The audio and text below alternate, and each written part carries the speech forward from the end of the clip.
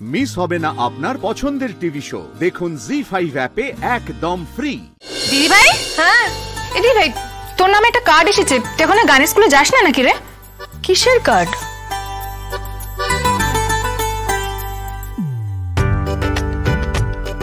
আমাদের দোল উৎসব? হ্যাঁ। আর যাওয়া, সকাল থেকে রাত অবধি তো বিভিন্ন জায়গায় ইন্টারভিউ দেওয়ারই চেষ্টা করি, তাই আর কোথাও যাওয়া হয় না। শোনো, তা বললে তো হবে না। দোলের দিন আমরা সবাই যাচ্ছি। তোমার ম্যাডাম যে এসেছিল তাকে দিয়ে বলে পাঠিয়েছেন যে তোমাকে অবশ্যই যেতে হবে। সেদিন তোমাকে গান গাইতে হবে। সেই গানই তো গাইবো এখন। মানে তুই গান গাইবি না কেন? এত ভালো গানের গলা তোর, তুই গাইবি না তো কে গাইবে গান? গান গাওয়ার জন্য একটা মন লাগে স্রোত, সেই মনটা নেই রে। মনের মধ্যে এত অস্থিরতা থাকলে গান গাওয়া যায় না। অস্থিরতা তো থাকবেই, আমাদের সবকিছু তো একদিনে ঠিক হয়ে যাবে না রাই, কিন্তু এই দিনও কেটে যাবে, আমি তোমাকে বলছি। আচ্ছা দিদি ভাই, তুই যদি যাস তাহলে আমিও যাব, আমি কিন্তু নাচবো। আমি তোকে কথা দিতে পারছি না স্রোত। এই দিদি ভাই তুই তো আমার স্কুলে যেতিস, বল তুই তো কিছুদিন নাচও করতিস। এই দিদি ভাই তুই তো যাস রে। আর আমি? তুমি স্রোতের সঙ্গে চলে যাও বৌমনি। ও, আমি স্রোতের সঙ্গে চলে যাব? আমি যার গান শুনতে ভালোবাসি সে গান গাইবে না, সে যাবে না, কিন্তু আমি স্রোতের সঙ্গে চলে যাব। বৌমা বলছি, ও মা তোমরা এখানে কি করছো?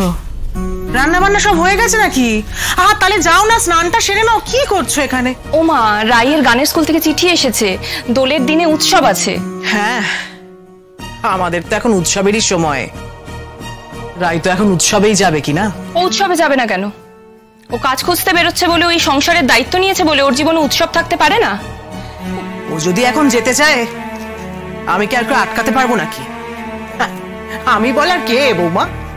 সত্যি তো মা, তুমি তো বলার কেউই না। দিদি ভাই যখন সমস্ত দায়িত্ব নিয়েই নিয়েছে, একদিন না একদিন তো চাকরি জোগাড় করেই নেবে। ঠিক আছে, আগে চাকরি পেতে দাও তোমার দিদি ভাইকে, তারপর পরের কথা পরে হবে। তোমরা সবসময় তো নেগেটিভ কথা বলো কেন বলো তো? পরের কথা পরে মানে? এই যে একটা মেয়ে নিজের সংসারটাকে স্যাক্রিফাইস করে দিয়েছে, নিজের বিয়েটাকে স্যাক্রিফাইস করে দিয়েছে, নিজের ভালোবাসার মানুষটাকেও স্যাক্রিফাইস করে দিয়েছে, শুধু তোমাদের জন্য, আমাদের এই সংসারের জন্য। আর তোমরা করো তো, তোমার থেকে এখন আমি এসব কথা শুনতে চাই না, তুমি যাও। কেন মা, সত্যিটা শুনতে চাও না কেন? সত্যিটা শুনতে অসুবিধাটা কোথায়?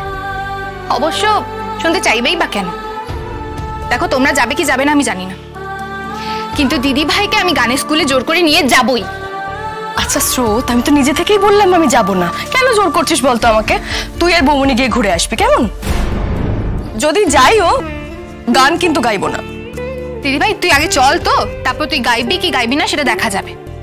দিদি ভাই, তোদের স্কুলে বসন্ত উৎসব হচ্ছে, কত দিনের কত ছেলেমেয়েরা আসবে, নাচবে, গাইবে সবাই, আর তুই বলছিস তুই যাবি না?